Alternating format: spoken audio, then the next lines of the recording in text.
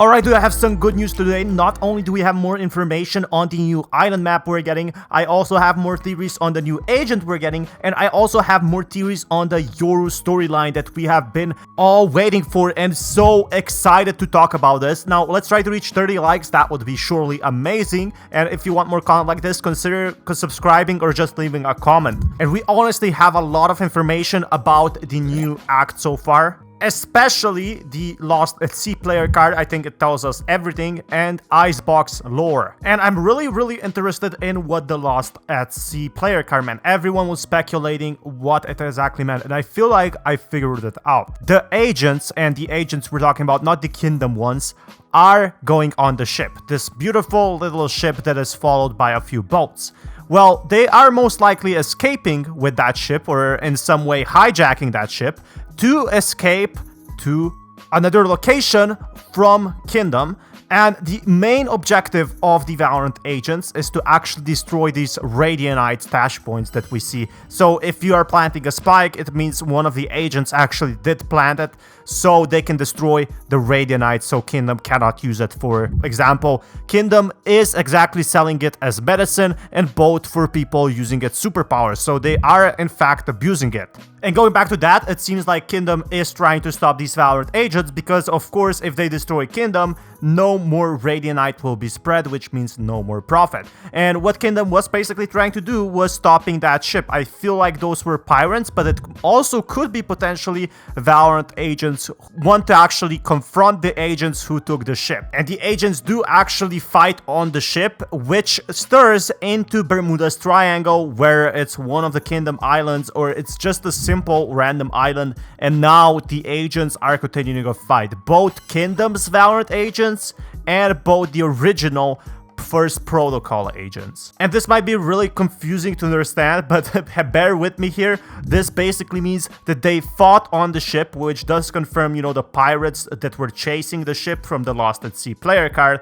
They got into the Bermuda Triangle on its own island, which the own island we're getting on episode 2 act 3. And it also seems like that the new agent we are getting is also connected with this island, or most likely the Caribbeans. They got lost in the Caribbeans and now they're on this single island, which is a perfect timing because it's just upcoming summer. And a lot of people have been asking for a summer map, and I think the old Salt Buddy basically connects it, that maybe the ship and both the old Salt Buddy emblem or gun buddy is connected. And the new agent will most likely be some sort of a pirate, at least connected to Caribbean somehow. I'm really excited to see how that will go, what abilities he will have.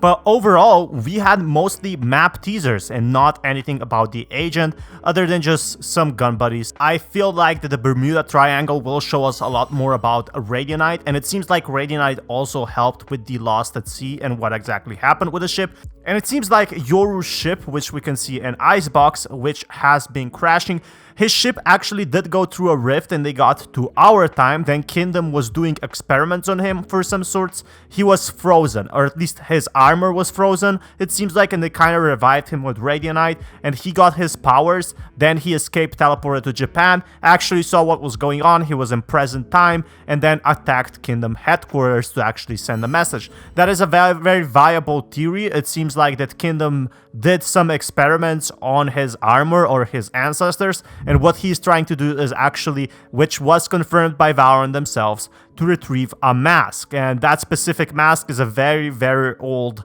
Edo period samurai mask. And something that I got very excited for is that we actually did see that the island is not just sticks and stones, but it seems like something was actually built on this island, which gives me the initial idea that every single location that Valorant was fighting for is owned by Kingdom. So this island is very likely owned by Kingdom as well, that we see in episode 2 act 3. And it also seems that after thinking about what Breeze is based and what it might look like, it's likely the second out of 6 maps that isn't based on a city. Heaven was in Bhutan, Aston was in Italy, Split was in Japan, Bind was in Morocco, Icebox was in Russia, and it seems like this new island will be in its own location that is not a city. And also, Valorant Turkey spilled a bit of beans and said these are the goods of the sinking ship. The image also concludes more than others in the top sections. We can see the wooden awning, and it seems like that the ship has either shipwrecked on the island or has sunk. And I am expecting that we're gonna be seeing the ship in this map and giving us a bit more of lore and story. This is a bit shorter video, but this is all I have to today, and if you want more content like this and want to be kept up to date to what is happening in Valorant, be sure to leave that like button, that would help you out a lot, or be sure to subscribe, that would also help you out a lot, and you can always unsubscribe. Thank you so much for watching. Seems like we have a lot of good news inbound.